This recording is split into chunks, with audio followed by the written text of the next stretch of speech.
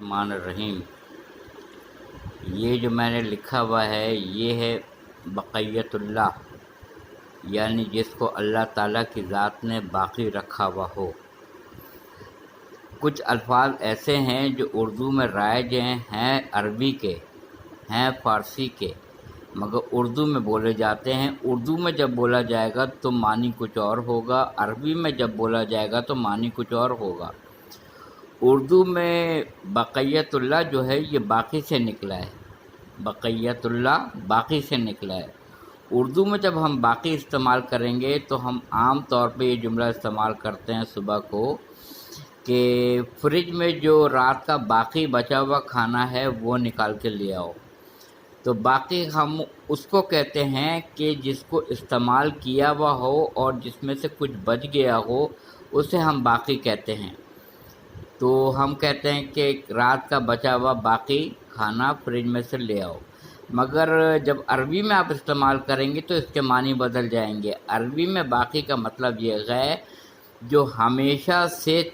ہے اور ہمیشہ رہے گا، جو ہمیشہ سے تھا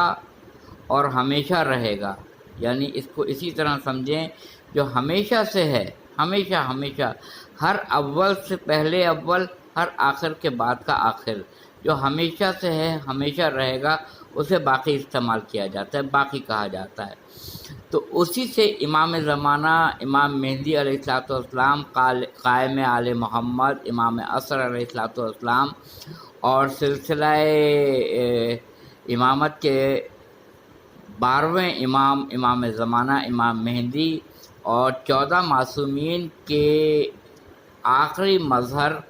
یعنی 14واں مظہر، چاند جو 14ویں تاریخ کو مکمل ہوتا ہے وہ سمجھیں، وہ مظہر اسے بقیت اللہ کہا جاتا ہے جس کی ذات کو اللہ تعالیٰ نے باقی رکھا ہو۔ اس کی مثال کو اس طرح سمجھیں کہ میں ایک جویلری کے دکان پہ گیا، ایک جویلر کی دکان پہ گیا، سونار کی دکان پہ گیا اور اس کو میں نے کہا کہ مجھے کچھ ہیرے دکھائیے، ہیرے۔ اس نے اوپر شوکیس میں جو رکھے ہوئے ہیرے تھے وہ مجھے دکھائے۔ اس نے ایک نکالا کہ یہ جو ہے یہ 500 کا ہے، یہ ایک مثال میں آپ کو دے رہا ہوں سمجھنے کے لیے، اور ایک نکال کے دیا کہ یہ 2000 کا ہے، یہ 10,000 کا ہے، یہ 20,000 کا ہے، اور قیمت اسی طرح جیسے جیسے اچھا نگینہ وہ دکھا رہا تھا قیمت بڑھتی جا رہی تھی۔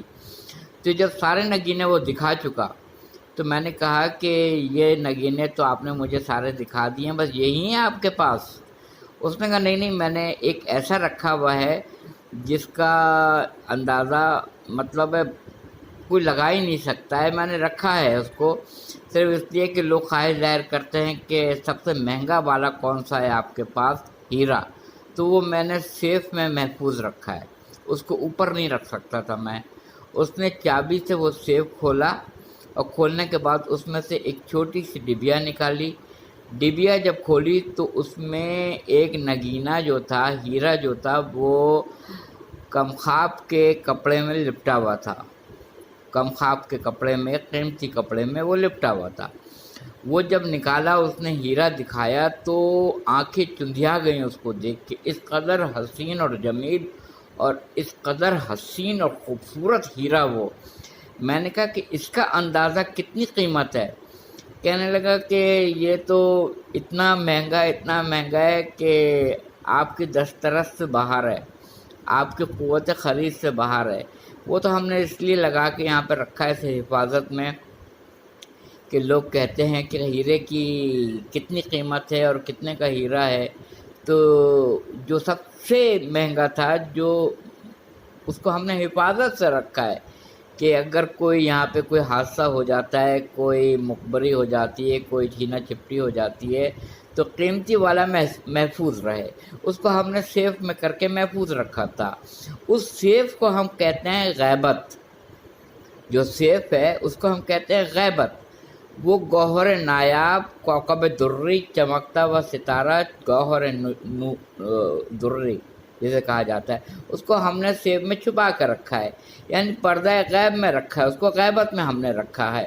اس کو نکالا ہے، اس کو ہم نے باقی رکھا ہے دکھانے کے لیے۔ تو امام زمانہ قائم آل محمد امام مہدی علیہ السلام کی ذات بقیت اللہ ہے، جس کو غیبت میں اللہ تعالیٰ نے رکھا ہے، اور جس کے جوہر کا اندازہ آپ اس طرح لگا سکتے ہیں کہ اگر سلسلہ امامت کا آپ کو یہ کوکب دری دیکھنا ہے تو مولا علی سے لے کے امام حسن عسکری تک 11 امام کا نچوڑ اور جوہر یہ 12ویں امام ہیں امام مہدی علیہ السلام۔ اور اگر جناب رسول خدا و خاتون جنت اور 12 امام یعنی 14 معصومین کا سلسلہ اگر آپ کو دیکھنا ہے تو 13 معصومین کا یعنی رسول خدا سے لے کے امام حسن عسکری تک 13 معصومین کا جوہر یہ 14ویں امام جو بنیں گے معصومین کے حساب سے 14ویں نمبر پہ، کیونکہ چاند 14ویں کو مکمل ہوتا ہے، اسے بقیت اللہ کہتے ہیں، یعنی رسول خدا کا جوہر، خاتون جوہر سلام اللہ علیہ کا جوہر، امام علی علیہ السلام کا جوہر، اور اسی طرح امام حسن امام حسین السلام کا، امام زین العابدین علیہ السلام کا، امام محمد باقر علیہ السلام کا، امام جعفر صادق علیہ السلام کا، اسی طرح ہوتے امام حسن عسکری علیہ السلام کا،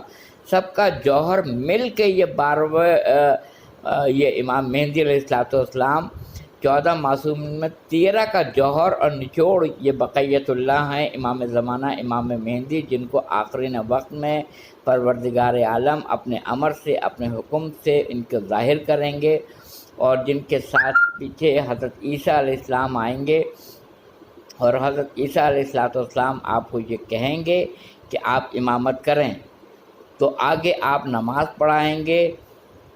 اور آپ نماز پڑھائیں گے، سجدے میں ہوں گے، اور آپ کے پیچھے بالکل سر مبارک ہوگا حضرت عیسیٰ علیہ السلام کا۔ قرآن مجید میں آیت موجود ہے جب ملائکہ نے حضرت مریم سلام اللہ علیہ کو بشارت دی پاک کلمے کی، یہاں کلمے سے مراد حضرت عیسیٰ علیہ السلام ہے۔ عیسیٰ علیہ السلام اللہ کا پاک کلمہ،